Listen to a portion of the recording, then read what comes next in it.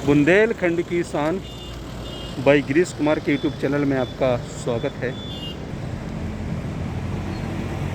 ये देखिए, आज हम लोग हैं महोबा रोड पर और ये हमारे सामने एक पहाड़ी दिख रही है। अगर आप बुंदेलखंड में देखें तो बुंदेलखंड में आपको छोटी छोटी सी पहाड़ियाँ दिखाई देगी ये पूरा इलाका। और सबसे अच्छा जो दृश्य दिखाई देता है आपको, हम लोग रोड पार करके दिखाते हैं आपको। वो दृश्य बहुत ही मन को मोहने वाला, लुभाने वाला, हाँ, और बड़ा ही आकर्षक दृश्य है। देखिए आप, बड़ी हाईवे फोर लाइन का NH39 पे घूम रहे हैं आज। पूरा देखिए आप। हमारे अशोक सर आज ज्योग्राफिकल आपको जानकारी देने वाले हैं इससे संबंध में। देखिए आप, ये पहाड़ छोटे छोटे से हैं क्योंकि ये हिमालय की तलहटी से आए हुए हैं, तो उनके लिए ये छोटे छोटे से पहाड़ हैं, पर ये हम लोगों के लिए बड़े बड़े पहाड़ हैं। हम लोगों ने एक बहुत छोटे से समय गुजारा है, तो ये बहुत दूर हुआ करता था, परंतु आप देखिए बिल्कुल छतरपुर के कितने नज़दीक दिखाई दे रहा है। ये देखिए, आपको ये सामने वाला रीजन दिख रहा होगा। ये देखिए, एक ये आपको माउंटेन दिखे, छोटा सा पहाड़ियाँ दिख रही होगी। पहाड़ियाँ बोलते हैं ना लोकल लैंग्वेज में। पहाड़ी। और एक ये दिख रहा होगा। ये पूरे के पूरे आपको दिख रहे होंगे। इनके जो बनने का जो सिद्धांत है, वो बनने का सिद्धांत ये है कि जब ज्वालामुखी उद्भेदन शुरू हुआ था पृथ्वी पर, और वो काल था क्रिटेशियस काल का समय था, जब बनना शुरू हुआ तो ज्वालामुखी में ये ज्वालामुखी शंकु एक प्रकार के, यानी ज्वालामुखी से बने हुए एक लावा से बने हुए, यानी कि ज्वालामुखी से जो लावा निकला, लावा से बने हुए ये पर्वत हैं। और इसमें लावा फूटा और वो लावा थोड़ा सा गाढ़ा था, यानी पतला नहीं था। गाढ़ा भी था और पतला भी था, दोनों टाइप के थे, यानी गाढ़ा भी था और पतला भी था। जो पतला था वो लंबे इलाके में फैल गया और वो बन गया पठार क्रिटेशियस काल में। और जो गाढ़ा लावा था वो जहाँ पिघला वहीं पर जमा हो गया और वो बन गया ज्वालामुखी शंकु। तो अब हमारे त्रिपाठी सर इसको एक्सप्लेन करेंगे।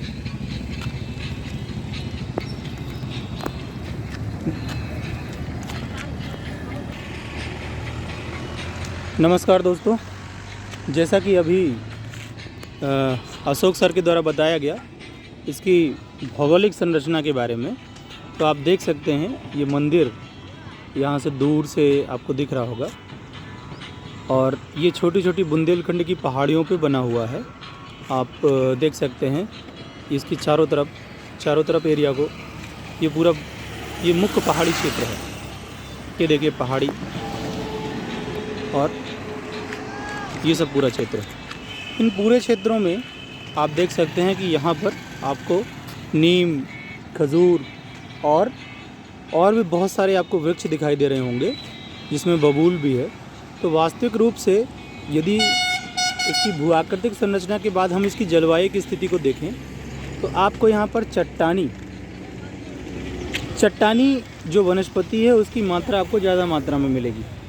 और जिसे हम यदि वर्गीकरण के आधार पर देखें तो हम इसे अर्धशुष्क क्षेत्र जलवायु के अनुसार मानते हैं।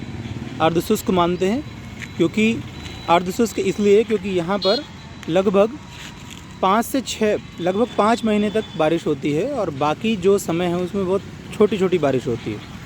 और यही कारण है कि इन सभी क्षेत्रों में ये पतझड़ वन और ख़ासकर शुष्क पतझड़ वन यहाँ पर सबसे बड़ी मात्रा में पाए जाते हैं। और जैसे आप देख सकते हैं कि एक जो खजूर है, ये शुष्क पतझड़ वन और मरुस्थल दोनों क्षेत्रों में पाया जाता है। तो यहाँ पर ये खजूर की वैरायटी बदल जाती है शुष्क पतझड़ वन में।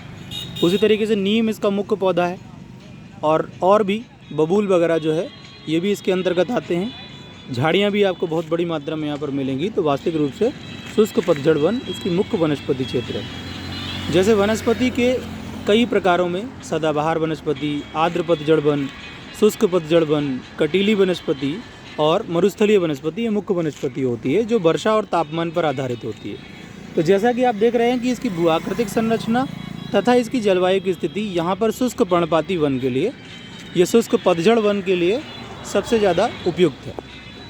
अभी इस क्षेत्र में आपको ये बड़ी मात्रा में जो पेड़ पौधे दिखाई दे रहे हैं, इस जगह पर जब ये यहाँ का नगरीकरण और शहरीकरण बहुत ज़्यादा नहीं हुआ था तो उस वजह से यहाँ पे बड़े बड़े आपको उष्णकटिबंधीय क्षेत्रों के चारागाह भी दिखते थे।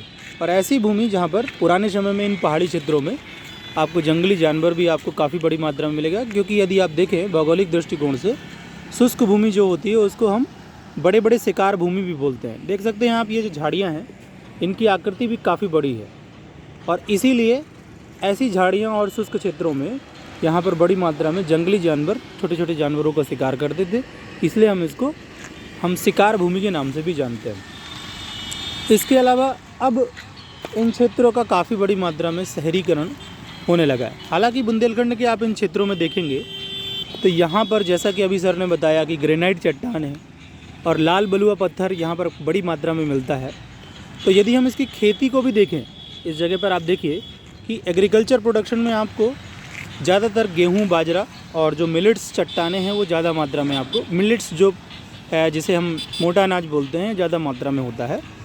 और यहाँ पर वर्षा आधारित फसलें कम मात्रा में होती है, जैसे भारत के आप अन्य क्षेत्रों में देखेंगे।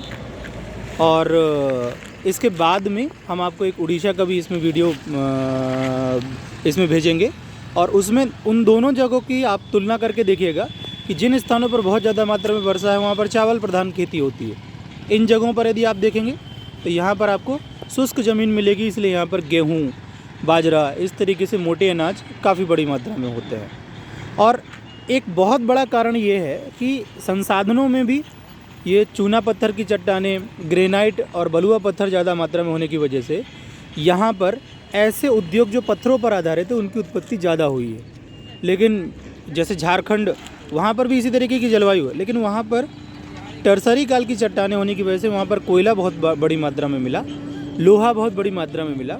और चूँकि इन क्षेत्रों में यदि आप देखेंगे तो कोयला और लोहा का अभाव है, और ये एक बहुत बड़ा एक कारक है या फैक्टर है जिसकी वजह से यहाँ पर आपको इंडस्ट्री उतनी सघन मात्रा में नहीं मिलेगी। इसलिए यदि इन क्षेत्रों का आप शहरीकरण देखेंगे या शहर से जुड़ाव देखेंगे तो ऐसे चट्टान आधारित जैसे मार्बल हो गया, पत्थर हो गए, बलुआ पत्थर हो गया, और इसके अलावा मोटे अनाज पर आधारित जो आपके उद्योग हो गए, इनको आपको ज़्यादा मात्रा में मिलेंगे।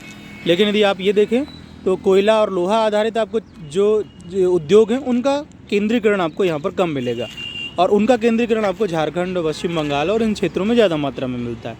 और मैं यही आपको बता रहा था कि इसमें जो शहरीकरण है, इसमें शहरीकरण का मुख्य जो व्यवसाय है वो एक पर्यटन भी है। जैसा कि बार बार आपको बताया गया कि ये जो सड़क है, मुख्यतः ये जो रोड है, ये खजुराहो, महोबा, बांदा और ऐसे पर्यटन क्षेत्रों की तरफ जाती है जहाँ पर बड़े बड़े पर्यटन केंद्र हैं। तो ये औद्योगिक दृष्टिकोण में यदि आप पर्यटन उद्योग को लेंगे यहाँ पे तो काफ़ी बड़ी मात्रा में इसमें जाना जाता है। और इसी के साथ मैं अपने मित्र को गिरीश सर को ये देता हूँ, और आप वो आगे बताएंगे आपको। देखिए, हमारे सुयश सर और अशोक सर ने बुंदेलखंड से संबंधित बहुत अच्छी जानकारी दी। वीडियो अच्छा लगा हो आप लोगों को तो शेयर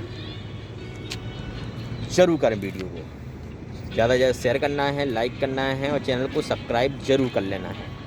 बुंदेलखंड के कोने कोने में और भारत के कोने कोने में इस वीडियो को पहुंचाना है। तो कमेंट बॉक्स में जरूर बताना है वीडियो कैसा लगा आप लोगों को। धन्यवाद गिरीश सर। देखिए, जैसा कि आपको अभी हमारे मित्र के द्वारा बताया गया कि इस वीडियो को आप ज़्यादा से ज़्यादा शेयर और लाइक करें, ये हमारी अपनी खुद की जिम्मेदारी है। यदि आप राजनीतिक दृष्टिकोण से बहुत लंबे समय से देखें तो बहुत बड़े बड़े लीडर जो हमारे अटल बिहारी वाजपेयी, उमा भारती माननीय, जो इससे पहले पूर्व मुख्यमंत्री रहीं मध्य प्रदेश में, इसके बाद में यदि आप देखें तो यहाँ पर आपको राजनीतिक जो सक्रियता है वो आपको इस बुंदेलखंड के क्षेत्रों में थोड़ा सा इन चीज़ों का अभाव हो रहा है। और बाकी जगहों पर यदि आप देखें तो छोटे छोटे और अन्य चीज़ों के जो वीडियो हैं बहुत ज़्यादा शेयर किए जाते हैं। तो आपकी और हमारी ये नैतिक जिम्मेदारी भी है कि यदि आप इसे आगे बढ़ाएं ताकि बुंदेलखंड की संस्कृति को और बाकी चीज़ों को लोग समझ सकें। और ये हो सकता है कि इन चीज़ों का फ़ायदा एक बड़े बड़े इन्वेस्टर या ऐसे लोगों को भी हो जो यहाँ पर आगे इन सभी प्रकार की चीज़ों को देखकर यहाँ की जैसे कोई मूवी से रिलेटेड कोई इंडस्ट्री है कोई पर्यटन से और बड़ी चीज़ों से रिलेटेड इंडस्ट्री है, वो इन चीज़ों के प्रति इनको देखकर वो अट्रैक्ट हो। इसलिए शायद एक छोटा सा कारक ही इस क्षेत्र के विकास के लिए बन सके। इसलिए आप सबसे आग्रह है कि आप इस प्रकार के जो बुंदेलखंड से जुड़े हुए, प्रकृति से, सांस्कृतिक चीज़ों से जुड़े ये जगह हैं, कम से कम एक बार आप उनको शेयर करें। धन्यवाद।